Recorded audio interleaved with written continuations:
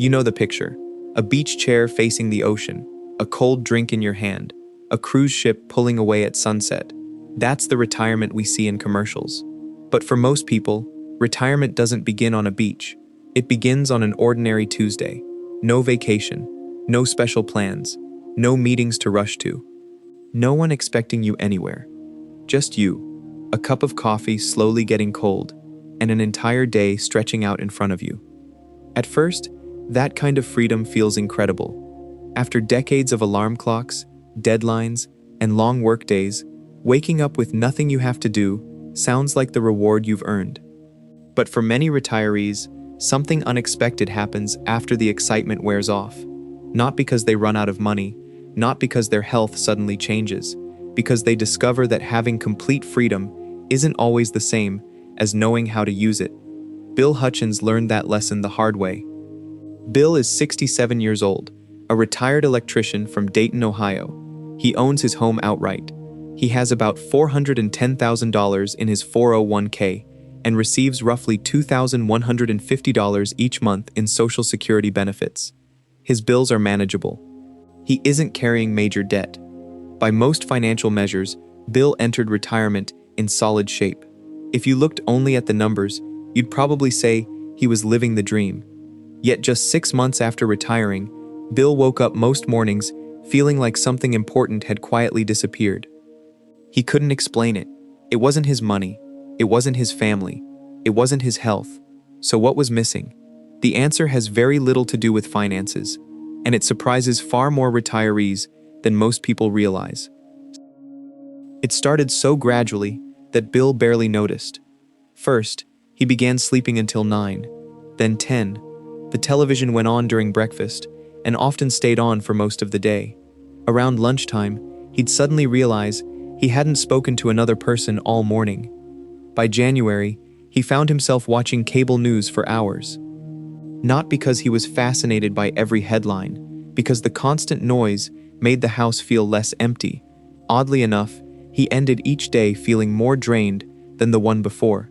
Nothing about his financial situation had changed. His retirement savings were still there. His monthly bills were covered.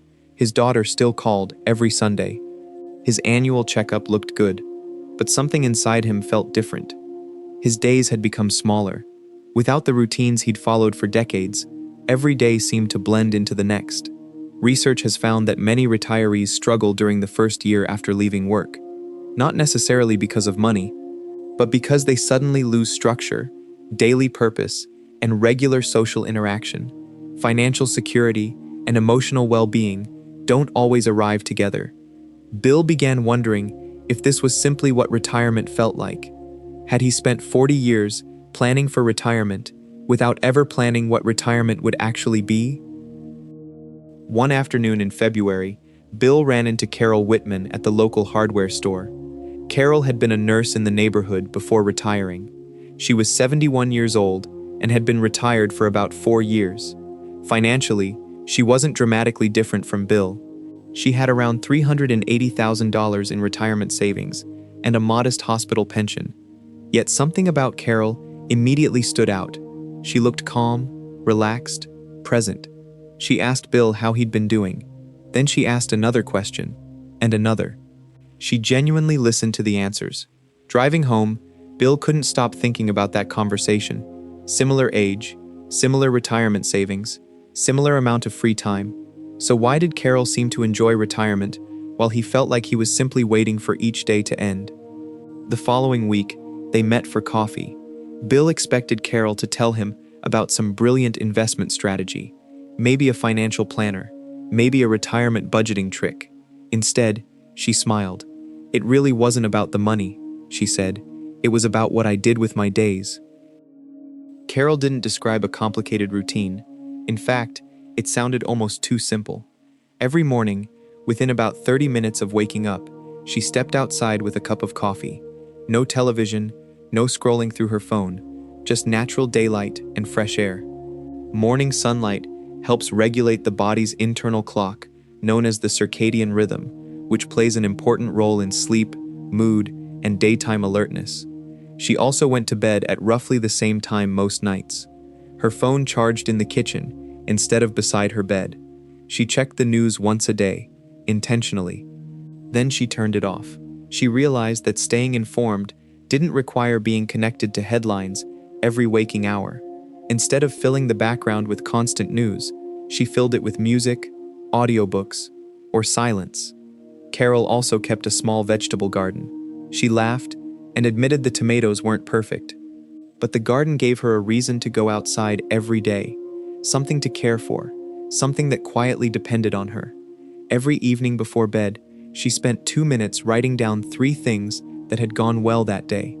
Research suggests that regularly practicing gratitude can improve well-being and reduce stress for many people. It isn't a magic cure, but over time, small habits like these can meaningfully influence how people experience everyday life. None of Carol's routines required a larger investment account. None required expensive equipment. Each one took only a few minutes. Individually, they seemed almost insignificant. Together, they created a life with rhythm, purpose, and connection. Bill decided not to change everything. He copied just one habit. Each morning, before checking his phone, he walked outside with his coffee. That was it. 3 weeks later, he added another habit. Every evening, he wrote down 3 good things that happened that day. At first, it felt awkward, almost silly. But he kept going. About 6 weeks later, Bill noticed something surprising. He was sleeping better. He wasn't leaving the television on all afternoon. He started calling his daughter, instead of waiting for her weekly call. Nothing about his bank account had changed. His retirement savings hadn't suddenly grown. His Social Security check was exactly the same. But something much more important had changed.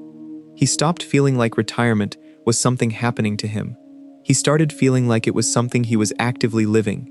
That's the lesson Bill says he wishes someone had told him before he retired. Money can buy freedom from work. It cannot automatically create purpose. Retirement asks a question that your career rarely gives you time to answer. Now that nobody needs you at work every morning, what do you want your days to become? Having enough money matters.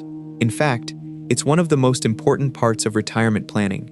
But for many people, it's only half the equation. The other half is creating a life that makes tomorrow worth looking forward to.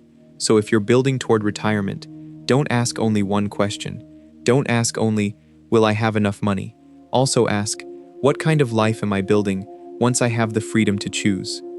Because retirement isn't measured only by the size of your portfolio. It's measured by whether you wake up with a reason to enjoy the day ahead. That's exactly what Money IQ Pro is all about, helping you build not only financial security, but also the kind of retirement that's truly worth living. If you found this video helpful, consider subscribing for more practical insights on personal finance, retirement planning, and building lasting wealth. And tomorrow morning, before you check your phone, try one small habit. Not 5, not 10, just one.